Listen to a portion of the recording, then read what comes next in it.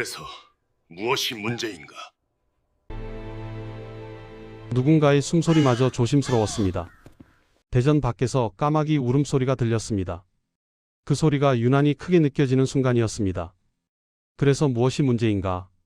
임금의 목소리는 낮고 단단했습니다. 신하들은 더욱 깊이 고개를 숙였습니다. 정일품은 조선의 최고 자리이옵니다. 그 말이 떨어지자 임금은 잠시 창밖을 바라보았습니다. 봄볕이 처마 끝에 걸려 있었습니다. 그는 천천히 입을 열었습니다. 나는 신분을 본 것이 아니다. 나는 그 아이의 마음을 보았다. 조선 역사상 이 한마디가 가장 위험했고 가장 혁명적이었던 순간이었습니다. 임금은 세종이었고 그가 말한 아이는 노비 출신 김씨였습니다. 그리고 이것은 한 여인이 신분의 사슬을 끊고 조선 최고의 자리까지 오른, 그러나 결국 모든 것을 내려놓은 이야기입니다. 1418년 늦은 봄, 한양 내자시, 왕실의 쌀과 비단, 기름과 약재가 모이는 곳이었습니다. 조선에서 가장 바쁜 관청이자 가장 많은 노비가 일하던 곳이기도 했습니다. 그곳에 13살 소녀 하나가 있었습니다. 성은 김씨, 몰락한 집안의 딸이 되어 공노비가 된 아이였습니다. 아침 해가 뜨기 전 김씨는 가장 먼저 일어났습니다. 다른 노비들이 아직 눈을 비비고 있을 때 김씨는 이미 창고 앞에 서서 하루를 준비했습니다. 차가운 새벽 공기가 얼굴을 스쳤습니다. 손이 시렸지만 김씨는 빗자루를 들어 마당을 쓸었습니다. 낙엽과 먼지가 비질에 쓸려 나갔습니다. 묵직한 쌀떡을 옮기는 일도, 기름 항아리를 닦는 일도 김씨는 한 번도 싫다는 표정을 짓지 않았습니다. 손이 터지고 등이 휘어도 입술을 꾹 다물었습니다. 어린 나이였지만 김씨의 눈빛은 이미 깊었습니다. 세상이 자신에게 준 자리를 받아들이되 그 안에서 최선을 다하는 아이였습니다. 다른 노비들은 쉬는 시간이면 처마 밑에 모여 앉아 수다를 떨거나 한숨을 쉬었습니다. 신세 한탄이 끝없이 이어졌습니다. 아이고 이 팔자야. 전생에 무슨 죄를 지었기에. 하지만 김씨는 그 시간에도 장부를 펼쳐보았습니다. 글을 배운 적이 없었지만 숫자만큼은 스스로 익혔습니다. 관리들이 버린 낡은 장부를 주워 밤마다 촛불 아래서 들여다보았습니다. 어느 항아리에 무엇이 들었는지, 어느 창고에 얼마나 남았는지 김씨는 모두 외웠습니다. 손가락으로 글자를 짚어가며 하나하나 익혔습니다. 밤이 깊어도 김씨는 잠들지 않았습니다. 다른 노비들의 코 고는 소리 사이로 김씨는 조용히 앉아 있었습니다. 작은 등잔불 아래서 장부를 보고 또 보았습니다. 눈이 침침해져도 멈추지 않았습니다. 알아야 살 수 있었습니다. 아는 것이 힘이었습니다. 관리들이 속삭이기 시작했습니다. 저 아이는 다르다. 눈빛이 흔들리지 않는다. 말이 없어도 일을 안다. 저런 아이는 처음이다. 내자시의 정육품 관리가 감탄하며 말했습니다. 장부를 보는 눈이 있구나. 글을 배우지 않았다 하지 않았느냐. 다른 관리가 고개를 끄덕였습니다. 스스로 익혔다 합니다. 밤마다 혼자 공부한다 하옵니다. 기특한 아이로구나. 아직 아무도 몰랐습니다. 이 조용한 아이가 조선의 신분 질서를 흔들 인물이 될 줄은. 그저 성실한 노비 하나가 있을 뿐이었습니다. 하지만 그 성실함이 누군가의 눈에 들어오고 있었습니다. 왕실의 가장 높은 곳에서 한 사람이 이 아이의 소문을 듣고 있었습니다. 그날 내자시에 소란이 일었습니다. 노비들이 급히 줄을 섰습니다. 평소보다 더 단정하게 옷매를 여미고 고개를 숙였습니다. 손을 떨며 옷의 먼지를 털어냈습니다. 대비마마께서 오신다. 한 노비의 외침에 모두가 숨을 죽였습니다. 가마가 내자시 앞에 멈춰섰습니다. 붉은 비단 휘장이 거치고 한 여인이 내렸습니다. 원경왕후. 태종의 왕비이자 곧 즉위할 세종의 어머니였습니다. 원경왕후는 50이 넘은 나이였지만 기품은 여전히 당당했습니다. 깊은 자주색 치마 저고리에 금실로 봉황을 수놓았습니다. 비녀가 햇살에 반짝였습니다. 머리에는 옥으로 만든 장식이 여러 개 꽂혀 있었습니다. 걸음걸이 하나하나가 위엄이었습니다. 원경왕후는 노비들을 천천히 훑어보았습니다. 한 명 한 명 살피듯 걸었습니다. 노비들은 고개를 더욱 깊이 숙였습니다. 왕실의 최고 어른 앞에서 감히 얼굴을 들 수 없었습니다. 원경왕후의 치맛자락이 바닥을 스쳤습니다. 비단 옷이 바람에 살랑거렸습니다. 그러다 한 소녀 앞에서 원경왕후의 걸음이 멈췄습니다. 김씨였습니다. 고개를 숙인 채 두 손을 공손히 모은 아이였습니다. 다른 노비들처럼 떨지도 않았고 움츠러들지도 않았습니다. 그저 조용히 서 있었습니다. 저 아이는 몇 살이냐? 원경왕후의 목소리가 울렸습니다. 관리가 급히 대답했습니다. 13살이 옵니다. 원경왕후는 오래 바라보았습니다. 소녀의 단정한 자세, 고개 숙인 태도, 그리고 욕심이 보이지 않는 눈빛, 떨지도 않고 비굴하지도 않은 그 모습이 원경왕후의 마음을 움직였습니다. 오랜 세월 궁궐을 지켜온 왕비는 사람을 보는 눈이 있었습니다.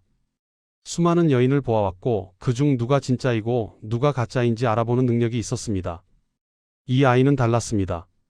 원경왕후는 김씨에게 물었습니다. 그를 아느냐? 김씨는 고개를 들지 않고 대답했습니다. 배우지 못하였으나 스스로 익히고 있어옵니다. 무엇을 익히느냐? 숫자를 익히고 장부 보는 법을 익히옵니다. 원경왕후는 희미하게 미소 지었습니다. 교만하지 않고 솔직한 대답이었습니다. 거짓으로 꾸미지도 않았고 자신을 낮추지도 과장하지도 않았습니다. 있는 그대로를 말하는 아이였습니다. 어찌하여 익히느냐? 알아야 일을 제대로 할 수 있어옵니다. 그 대답에 원경왕후는 고개를 끄덕였습니다. 일을 제대로 하기 위해 배운다. 출세를 위해서도 아니고 인정받기 위해서도 아닌 그저 맡은 일을 잘하기 위해서. 이런 마음가짐을 가진 노비는 처음이었습니다. 잠시 후 짧은 명령이 떨어졌습니다. 저 아이를 데려가라. 중궁전에 두어라. 주변의 노비들이 술렁이었습니다. 관리들도 놀란 표정을 감추지 못했습니다. 공노비가 궁녀가 되는 것은 흔한 일이 아니었습니다. 특히 중궁전에 들어간다는 것은 왕실의 가장 깊숙한 곳으로 들어간다는 뜻이었습니다. 왕비를 직접 모시는 자리였습니다. 김씨는 그날 밤 내 자신을 떠났습니다. 작은 보따리 하나를 들고 중궁전으로 향했습니다. 달빛이 기와 위에 내려앉았고 김씨의 그림자가 길게 늘어졌습니다. 궁궐의 돌길을 걸으며 김씨는 뒤를 돌아보지 않았습니다. 앞만 보고 걸었습니다. 발걸음 하나하나가 무거웠습니다. 두렵지 않다면 거짓일 것입니다. 중궁전은 왕실의 심장이었습니다. 왕비가 계신 곳이었습니다. 작은 실수 하나가 목숨을 앗아갈 수 있는 곳이었습니다. 하지만 김씨는 멈추지 않았습니다. 주어진 길을 걸어갈 뿐이었습니다. 조선의 신분 질서에 아주 작은 균열이 생긴 순간이었습니다.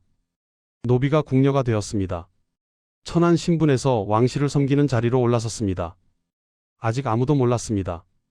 이 작은 균열이 얼마나 큰 파장을 만들어낼지. 중궁전은 김씨가 상상했던 것보다 훨씬 고요했습니다. 붉은 기둥과 단청이 빛나고 비단발이 바닥에 깔려 있었습니다. 향내가 은은하게 퍼져 있었습니다. 궁녀들이 조용히 오가며 일했습니다. 발소리조차 내지 않으려 애쓰는 모습이었습니다. 그곳에서 김씨는 처음으로 왕비를 가까이서 보았습니다. 15살의 소원왕후였습니다. 소원왕후는 김씨보다 겨우 2살 많았습니다. 하지만 눈빛은 나이보다 깊었습니다. 어린 나이에 왕비가 되어 궁궐의 모든 법도를 배워야 했던 소녀였습니다. 소원왕후는 옅은 초록빛 치마 저고리를 입고 있었습니다. 비단에 작은 꽃무늬가 수놓아져 있었습니다. 머리는 단정하게 올려 비녀로 고정했습니다. 화려하지 않지만 품이 있는 모습이었습니다. 왕비는 김씨를 보며 희미하게 미소 지었습니다. 나도 너만 할 때 궁에 들어왔단다. 부드럽고 단정한 목소리였습니다. 김씨는 그날을 평생 잊지 못했습니다. 왕비는 무섭거나 차갑지 않았습니다. 오히려 따뜻했습니다. 어린 왕비의 눈에서 외로움이 보였습니다. 높은 자리였지만 외로운 자리였습니다. 마마. 김씨는 더 깊이 고개를 숙였습니다. 소원왕후는 김씨를 일으켜 세웠습니다. 일어나거라. 이곳에서 나를 섬기게 될 것이다. 두려워 말고 네가 하던 대로 하면 된다.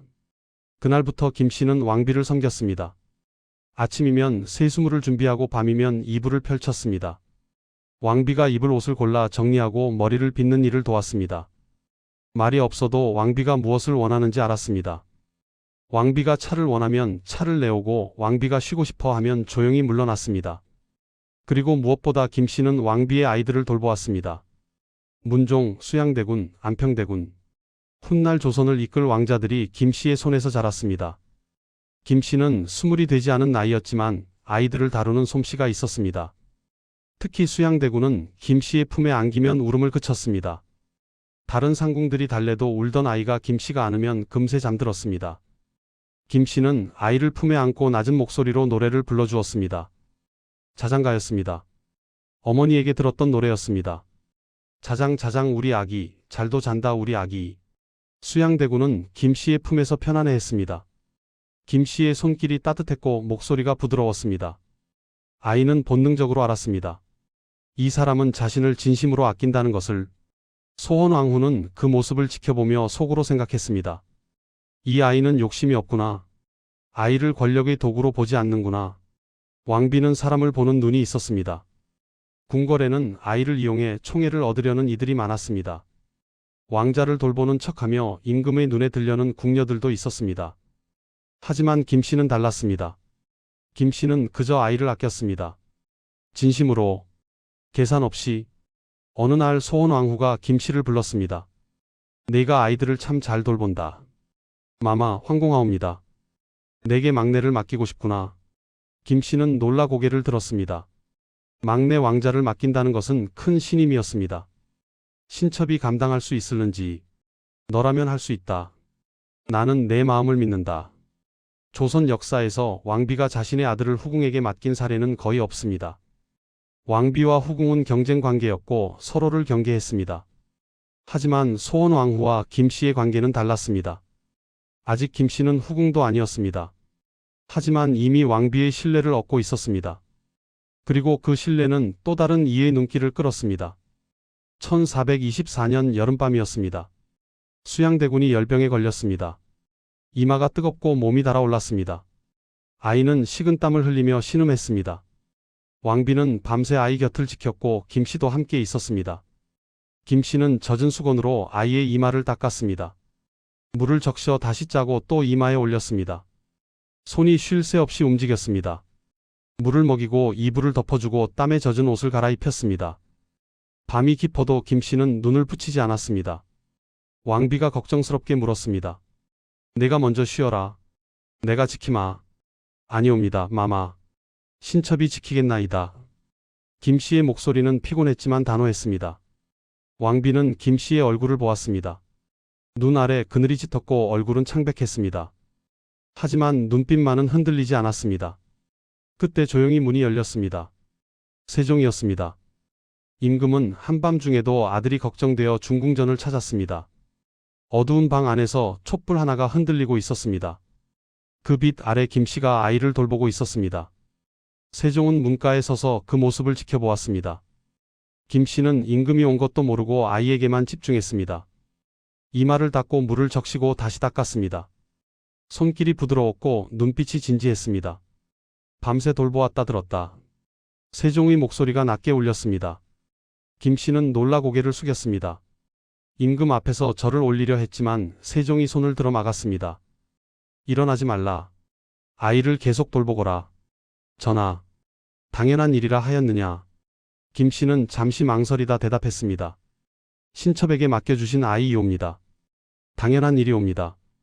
짧은 대답이었습니다. 하지만 그 안에 진심이 담겨 있었습니다. 세종은 그 얼굴을 오래 바라보았습니다. 지친 기색 속에서도 흔들리지 않는 눈빛, 권력 앞에서도 욕심내지 않는 태도. 세종은 알아보았습니다. 이 여인은 다르다는 것을. 그날 이후 세종의 시선은 자주 김씨에게 머물렀습니다. 중궁전을 지나칠 때면 무의식 중에 안을 살폈습니다. 왕자들과 함께 있는 김씨의 모습이 보였습니다. 웃지도 떠들지도 않지만 그 자리에 있는 것만으로도 아이들이 편안해하는 모습이 보였습니다. 세종은 많은 여인을 보았습니다. 궁궐에는 아름다운 이들이 많았고 총명한 이들도 많았습니다. 시를 잘 짓는 이도 있었고 검은 고를 잘 타는 이도 있었습니다. 하지만 김씨처럼 욕심이 없는 이는 처음이었습니다. 김씨는 권력을 탐하지 않았고 지위를 바라지 않았습니다. 그저 주어진 자리에서 최선을 다할 뿐이었습니다. 1425년 가을이었습니다. 김씨는 이제 19이 되었습니다. 여전히 궁녀였지만 중궁전에서 자리는 확고했습니다. 왕비가 가장 믿는 이였고 왕자들이 가장 따르는 이였습니다. 어느 날 밤 세종은 중궁전 처마 밑에 서 있었습니다. 안에서 아이들의 웃음소리가 들렸습니다. 창호지 너머로 김씨의 그림자가 보였습니다. 아이들에게 이야기를 들려주고 있는 모양이었습니다. 세종은 한참을 그 자리에 서 있었습니다. 그림자가 움직였습니다. 아이들이 김씨 주위에 모여 앉아 있었습니다. 김씨의 목소리가 낮게 들렸습니다. 무슨 이야기를 하는지는 알 수 없었지만 아이들이 집중하고 있다는 것은 알 수 있었습니다. 왕비가 나와 세종을 발견했습니다. 전하, 무슨 일이시옵니까? 세종은 잠시 망설이다 입을 열었습니다.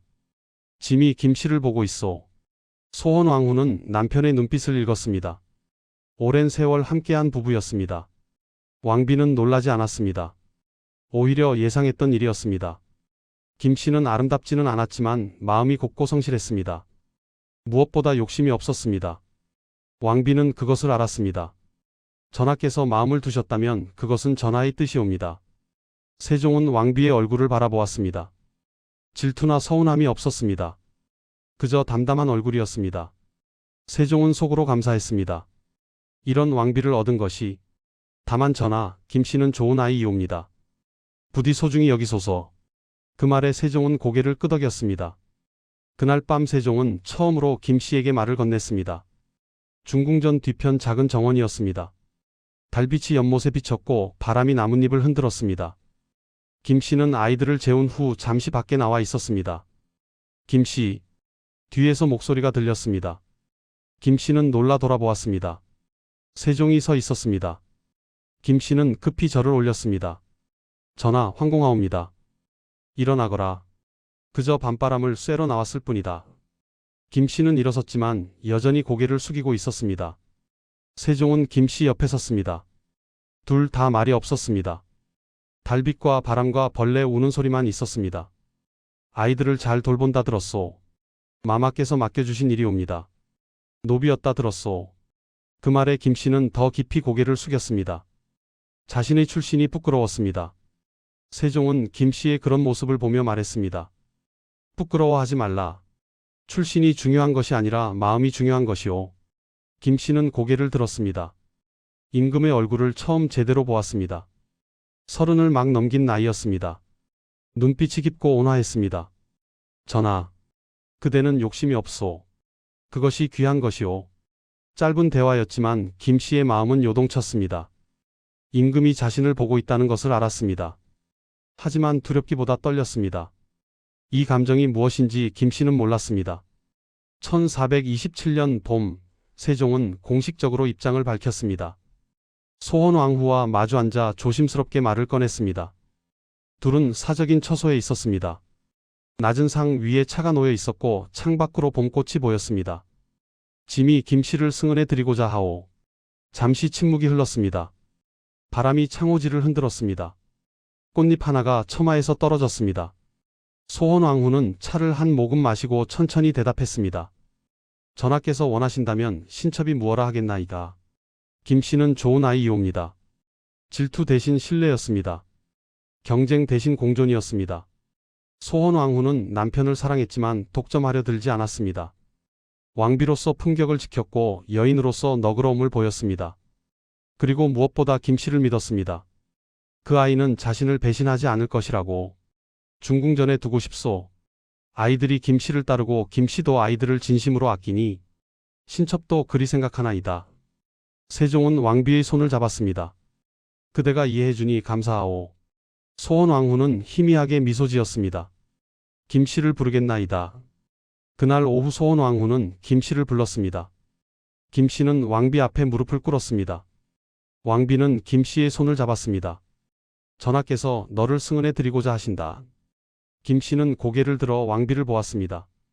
눈에 당혹과 두려움이 가득했습니다. 마마, 두려워 말거라. 이것은 너를 인정하신 것이니라. 신첩은 마마를 섬기고 아이들을 돌보는 것만으로 충분하옵니다. 소헌왕후는 김씨의 어깨에 손을 올렸습니다. 그것이 내가 선택할 일이 아니다. 하나 내가 너에게 부탁하노니 교만하지 말거라. 지금의 마음을 잃지 말거라. 김씨의 눈에서 눈물이 흘렀습니다. 마마, 신첩은 평생 마마의 은혜를 잊지 않겠나이다. 일어나거라. 우리는 적이 아니라 함께 이 궁궐을 지키는 이들이니라. 두 여인은 오래 손을 잡고 있었습니다. 왕비와 후궁이 될 사이였지만 그 순간만큼은 두 여인일 뿐이었습니다. 그해 여름 김씨는 승은을 입었습니다. 궁녀에서 후궁이 되는 순간이었습니다. 하지만 김씨의 태도는 변하지 않았습니다. 여전히 소헌왕후를 섬겼고 왕자들을 돌보았습니다. 오히려 더 조심스러워졌습니다. 자신의 지위가 왕비의 너그러움 덕분이라는 것을 알았기 때문이었습니다. 궁궐 안에서는 소문이 돌기 시작했습니다. 노비 출신이 후궁이 되었다더라. 왕비마마께서 허락하셨다 하더라. 이상한 일이로다. 하지만 아무도 감히 드러내놓고 말하지 못했습니다. 왕비가 인정했고 임금이 총애했기 때문이었습니다. 소원왕후는 때때로 김씨를 불러 차를 마셨습니다. 두 여인은 마주 앉아 조용히 이야기를 나눴습니다. 왕비와 후궁이 아니라 두 여인으로서 말입니다. 궁궐 안에서 이런 관계는 전례가 없었습니다. 어느 날 소원왕후가 말했습니다. 너는 욕심이 없구나. 김씨는 고개를 숙였습니다. 신첩은 다만 주어진 자리에서 최선을 다할 뿐이옵니다. 그 마음을 잃지 말거라. 궁궐은 욕심이 사람을 망치는 곳이니라. 명심하겠나이다, 마마. 소원왕후는 미소 지었습니다. 이 아이는 진심이었습니다. 거짓이 없었습니다. 그래서 왕비는 더욱 김씨를 아꼈습니다. 밤이면 세종은 김씨의 처소를 찾았습니다. 두 사람은 오래 이야기를 나눴습니다. 정사보다 대화가 많았습니다. 세종은 김씨에게 자신의 고민을 털어놓았습니다. 나라질이 어렵소. 전하, 신하들은 각자 생각이 다르고 백성들은 가난하오. 어찌해야 하는지 모르겠소. 김씨는 말이 많지 않았지만 잘 들어주었습니다. 고개를 끄덕이며 세종의 이야기를 들었습니다. 그것만으로도 세종은 위로받았습니다. 그대와 이야기하면 마음이 편안하오. 황공하옵니다. 노비였을 때와 지금이 다르냐? 김씨는 잠시 생각하다 대답했습니다. 다르지 않사옵니다. 신첩은 여전히 신첩이옵니다. 세종은 김씨를 바라보았습니다. 달빛이 김씨의 얼굴을 비췄습니다. 수수하지만 단정한 얼굴이었습니다. 화장을 하지 않아도 아름다웠습니다. 어느 날 밤 세종이 물었습니다. 그대는 두렵지 않은가? 노비에서 이 자리까지 온 것이. 김씨는 잠시 생각하다 대답했습니다. 두렵지 않다 하면 거짓이옵니다.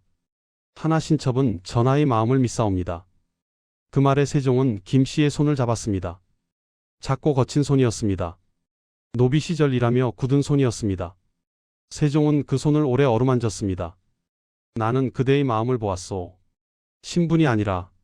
1427년 가을 김씨가 첫 아들을 낳았습니다. 계양군이었습니다. 세종은 기뻐했고 소원왕후도 축하해 주었습니다. 왕비는 직접 김씨의 처소를 찾아 아기를 안아보았습니다. 귀한 아이로구나. 왕비의 말에 김씨는 눈물을 흘렸습니다. 감사와 미안함이 뒤섞인 눈물이었습니다. 소원왕후는 김씨의 등을 다독였습니다. 울지 마라. 네가 낳은 아이는 내 아이나 다름없느니라. 그 말에 김씨는 더욱 눈물을 쏟았습니다. 이런 왕비가 어디 있겠습니까? 이런 너그러움이 어디 있겠습니까? 김씨는 평생 이 은혜를 잊지 않겠다고 다짐했습니다. 그 후로도 아이들이 계속 태어났습니다. 1430년 의창군, 1433년 밀성군, 1435년 이익군, 1437년 영해군, 1439년 담양군. 12년 동안 6명의 왕자를 낳았습니다. 김씨는 아이들을 정성껏 키웠습니다. 밤낮으로 돌보았습니다. 아이가 아프면 밤을 새워 간호했고 아이가 울면 품에 안아 달랬습니다. 왕자들이었지만 김씨에게는 그저 자식이었습니다. 신하들의 반발이 거세졌습니다. 대관들이 상소를 올렸습니다. 노비 출신을 후궁으로 둔 것도 파격인데 이제 정식 품계까지 주시렵니까? 전례가 없사옵니다. 조정의 법도에 어긋나옵니다. 신분의 질서가 무너지옵니다. 하지만 세종은 흔들리지 않았습니다. 신하들을 바라보며 단호하게 말했습니다. 천성이 근신하니 중궁이 어찌 막내를 맡겼겠는가.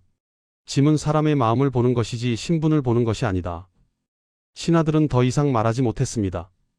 임금의 뜻이 확고했기 때문이었습니다. 그리고 실제로 김씨는 문제를 일으키지 않았습니다. 궁궐 안에서 분란을 일으키지도 않았고 왕비와 다투지도 않았습니다. 오히려 왕비를 더욱 공경했습니다.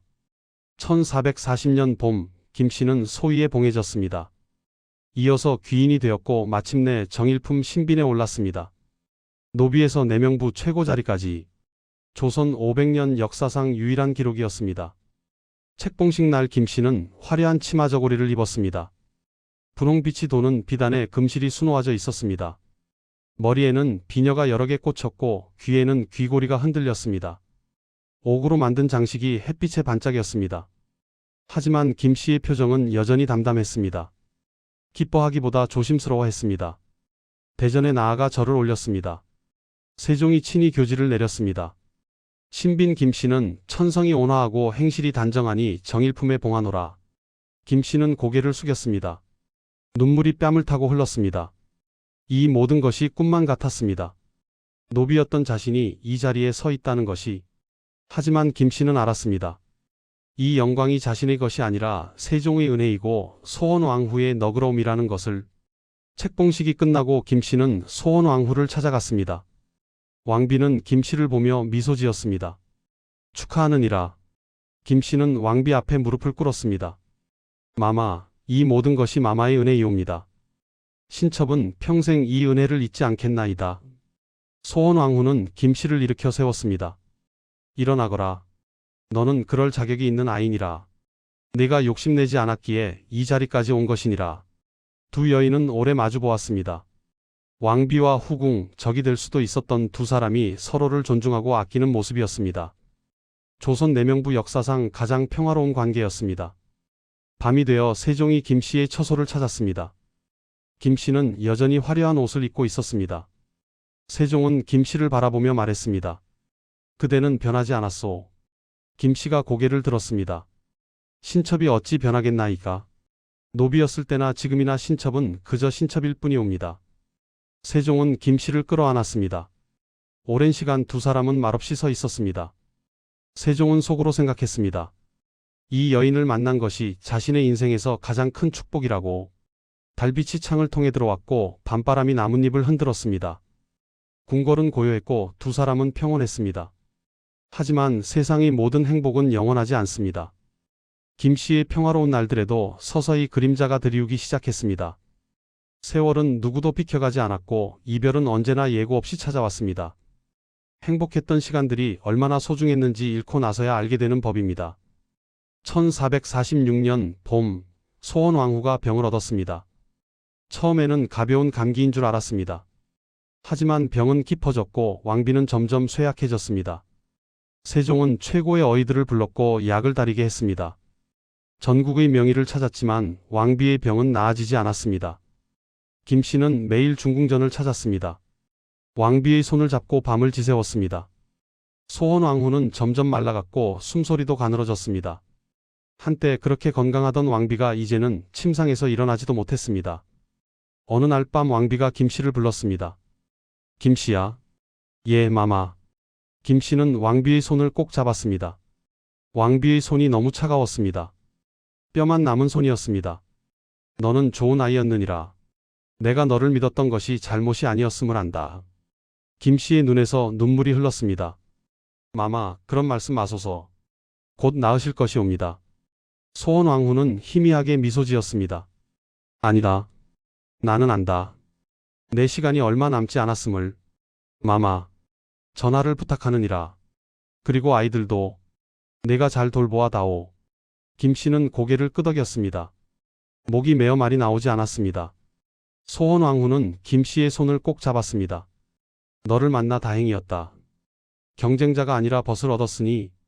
그것이 왕비의 마지막 말이었습니다. 1446년 3월 소원왕후가 승하했습니다. 48의 나이였습니다. 궁궐 전체가 상복을 입었습니다. 세종은 며칠을 방에 틀어박혀 나오지 않았습니다. 김 씨는 중궁전 앞에 무릎을 꿇고 하루 종일 울었습니다. 왕비가 자신에게 베풀어준 은혜를 생각하면 가슴이 찢어지는 것 같았습니다. 질투할 수도 있었는데 오히려 품어주었던 왕비. 경쟁자로 만들 수도 있었는데 벗으로 대해주었던 왕비. 왕비의 장례가 끝나고 궁궐은 다시 일상으로 돌아갔습니다. 하지만 김 씨의 마음은 돌아오지 않았습니다. 소원왕후가 없는 궁궐은 텅 빈 것 같았습니다.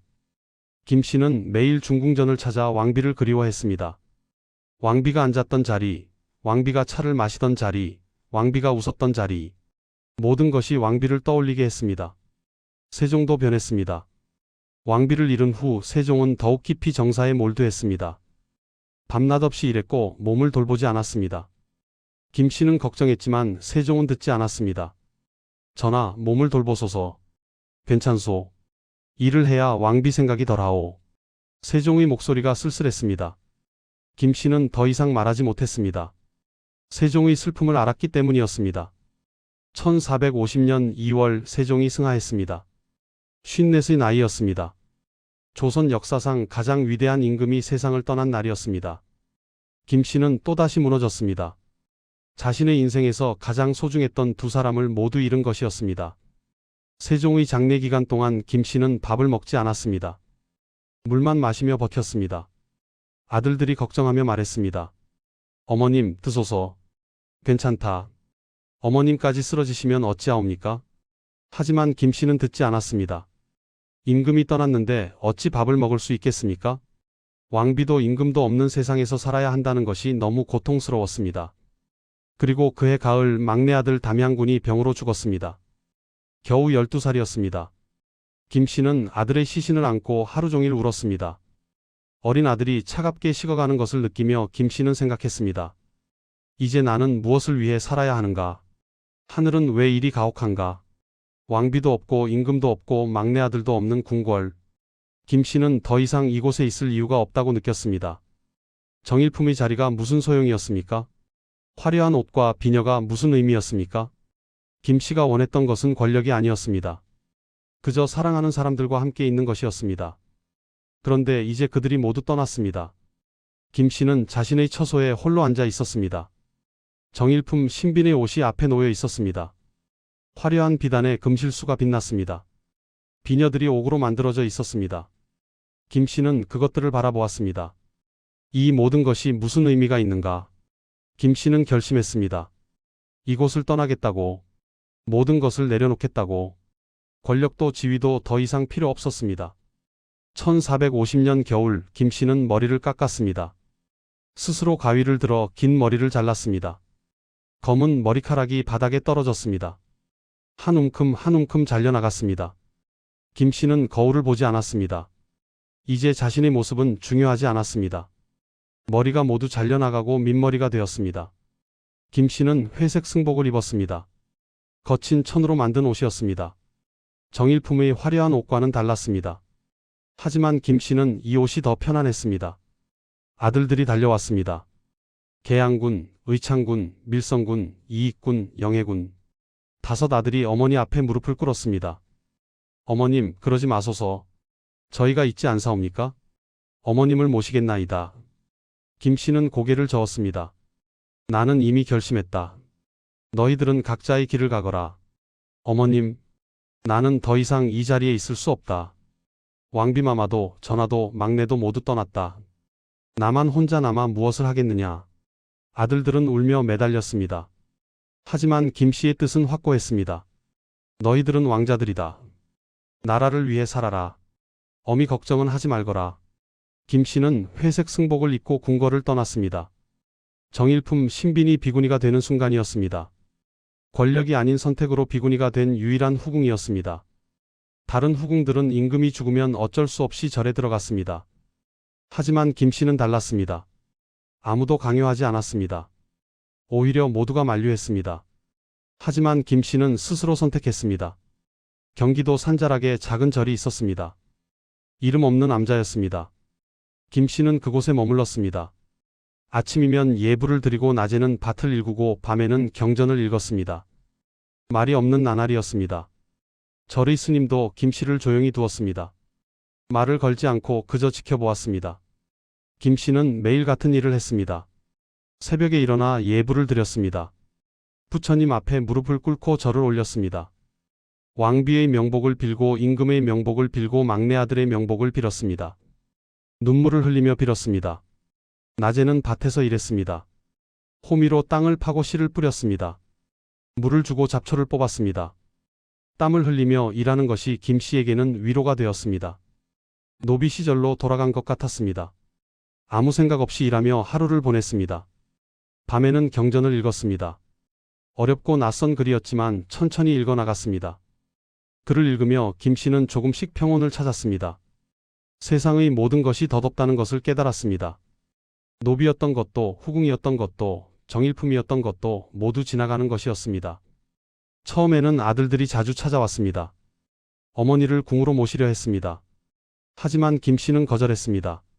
나는 이미 속세를 떠났다. 너희들은 돌아가거라. 어머님, 이것이 내가 원하는 삶이다. 방해하지 말거라. 아들들은 울며 돌아갔습니다. 하지만 매번 찾아와 어머니를 만났습니다. 김 씨는 아들들을 보면 반가웠지만 궁으로 돌아갈 생각은 없었습니다. 단종이 즉위하고 환송 명령을 내렸습니다. 하지만 김 씨는 거절했습니다. 세조가 즉위한 후에도 극진한 예우를 약속했습니다. 하지만 김 씨는 역시 거절했습니다. 나는 이미 왕의 여인이 아니다. 그저 부처님을 섬기는 비구니일 뿐이다. 그 말에 모두가 물러섰습니다. 김 씨의 뜻을 꺾을 수 없었습니다. 14년의 세월이 흘렀습니다. 김 씨는 늙었습니다. 머리는 백발이 되었고 얼굴에는 주름이 깊게 패였습니다. 허리가 굽고 걸음이 느려졌습니다. 하지만 눈빛만은 여전히 맑았습니다. 젊었을 때보다 더 평화로워 보였습니다. 절은 계절을 따라 변했습니다. 봄에는 꽃이 피고 여름에는 풀을 얻고 가을에는 단풍이 들고 겨울에는 눈이 내렸습니다. 김 씨는 그 모든 계절을 조용히 맞이했습니다. 욕심이 없었습니다. 바라는 것도 없었습니다. 그저 하루하루를 담담히 살았습니다. 가끔 저를 찾는 이들이 있었습니다. 김 씨가 누구인지 아는 이들이었습니다. 노비에서 정일품까지 올랐다가 스스로 내려놓은 전설 같은 여인. 사람들은 김 씨를 보며 경탄했습니다. 저분이 신빈이셨다니. 세상에 저런 분이 계시다니. 하지만 김 씨는 자신을 특별하다고 생각하지 않았습니다. 그저 주어진 인연을 살았을 뿐이었습니다. 노비였을 때는 노비로서 최선을 다했고 궁녀였을 때는 궁녀로서 성실했고 후궁이었을 때는 후궁으로서 분수를 지켰고 신빈이었을 때는 겸손했고 비구니가 된 지금은 평온했습니다. 어느 가을날 김 씨는 마당에 앉아 단풍을 바라보았습니다. 붉게 물든 나뭇잎이 바람에 흔들렸습니다. 낙엽이 하나 둘 떨어졌습니다. 김 씨는 문득 생각했습니다. 내 인생도 저 단풍과 같구나.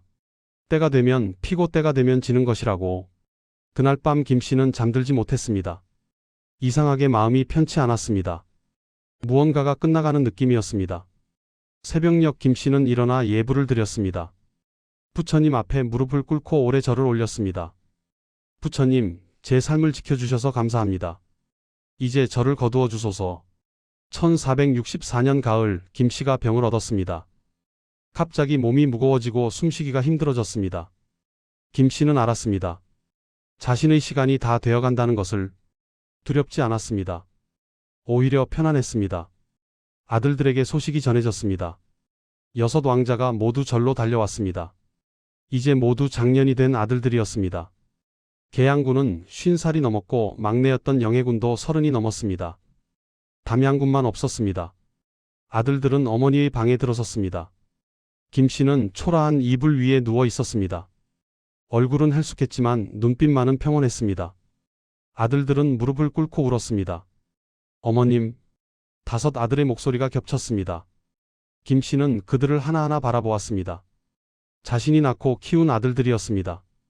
모두 훌륭하게 자랐습니다. 김 씨는 만족했습니다.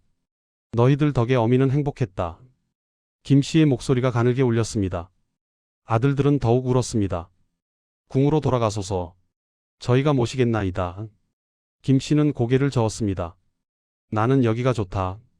조용하고 평온하구나. 어머님. 그날 밤 김 씨는 아들들에게 마지막 말을 남겼습니다. 너희들은 서로 의지하며 살아라. 권력을 탐하지 말고 백성을 사랑하여라.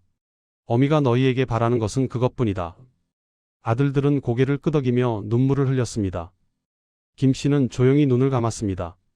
숨소리가 점점 가늘어졌습니다. 그리고 새벽녘 김 씨는 조용히 숨을 거두었습니다. 66의 나이였습니다. 노비로 태어나 궁녀가 되고 후궁이 되고 정일품 신빈이 되었다가 비구니로 생을 마친 여인. 조선 역사상 가장 극적인 인생을 산 사람이었습니다. 아들들은 어머니를 절 뒤편 산자락에 묻었습니다. 소박한 무덤이었습니다. 화려한 비석도 없었고 긴 비문도 없었습니다. 그저 작은 돌 하나가 놓여 있을 뿐이었습니다. 김 씨가 원했던 대로였습니다. 장례가 끝나고 아들들은 한참을 무덤 앞에 앉아 있었습니다. 아무도 말하지 않았습니다. 그저 어머니를 생각했습니다. 욕심 없이 살았고 겸손하게 죽은 어머니를. 권력을 얻고도 교만하지 않았고 모든 것을 잃고도 원망하지 않았던 어머니를 계양군이 말했습니다. 어머님은 위대한 분이셨다. 다른 아들들이 고개를 끄덕였습니다. 그들은 어머니의 삶을 평생 기억하기로 다짐했습니다. 신분이 아니라 마음이 중요하다는 것을, 권력이 아니라 품격이 중요하다는 것을 어머니가 삶으로 보여준 가르침이었습니다. 김 씨의 이야기는 조선 역사에 깊이 새겨졌습니다. 노비에서 정일품까지 오른 유일한 여인, 왕비와 경쟁하지 않고 공존했던 유일한 후궁, 모든 것을 얻고도 스스로 내려놓은 유일한 신빈. 사람들은 김 씨를 기억했습니다. 신분의 벽을 넘은 용기, 권력 앞에서도 흔들리지 않은 마음, 그리고 마지막까지 지킨 겸손을. 세종은 신빈을 보았습니다. 신분이 아니라 마음을. 소헌왕후는 질투 대신 신뢰를 선택했습니다. 그리고 신빈 김 씨는 겸손으로 모든 것을 얻고 비움으로 모든 것을 남겼습니다. 노비였을 때도, 궁녀였을 때도, 후궁이었을 때도, 정일품이었을 때도, 비군이었을 때도 김 씨는 언제나 성실했습니다. 주어진 자리에서 최선을 다했습니다. 욕심내지 않았고 교만하지 않았습니다. 그것이 김 씨를 특별하게 만들었습니다. 조선 500년 역사에서 이런 여인은 다시 나오지 않았습니다. 신분의 사슬을 끊고 최고의 자리까지 올랐지만 결국 모든 것을 내려놓은 여인. 권력보다 마음을, 지위보다 품격을 선택한 여인. 신빈 김 씨는 그렇게 조선 역사에 길이 남았습니다. 오늘 여러분께 들려드린 이야기는 단순한 신데렐라 이야기가 아닙니다. 신분을 극복한 성공담도 아닙니다. 이것은 한 사람이 어떻게 살아야 하는가에 대한 이야기입니다. 욕심내지 않고 겸손하게, 권력에 휘둘리지 않고 마음을 지키며, 그리고 때가 되면 미련 없이 내려놓는 것. 신빈 김 씨가 우리에게 남긴 가르침입니다. 역사는 단순히 과거의 기록이 아닙니다. 오늘을 사는 우리에게 지혜를 주는 거울입니다. 신빈 김 씨의 삶이 여러분께도 그런 거울이 되었기를 바랍니다. 그가 보여준 겸손, 그가 지킨 품격, 그가 선택한 내려놓음. 그 모든 것이 오늘날에도 여전히 의미가 있습니다. 오늘 이야기가 여러분의 마음에 작은 울림이 되었기를 바랍니다. 이 영상이 도움이 되셨다면 좋아요와 구독 부탁드립니다. 여러분의 작은 관심이 더 좋은 한국사 이야기를 만드는 힘이 됩니다. 다음에도 교과서에 없는 진짜 역사 이야기로 찾아뵙겠습니다. 지금까지 한국사 이야기였습니다. 감사합니다.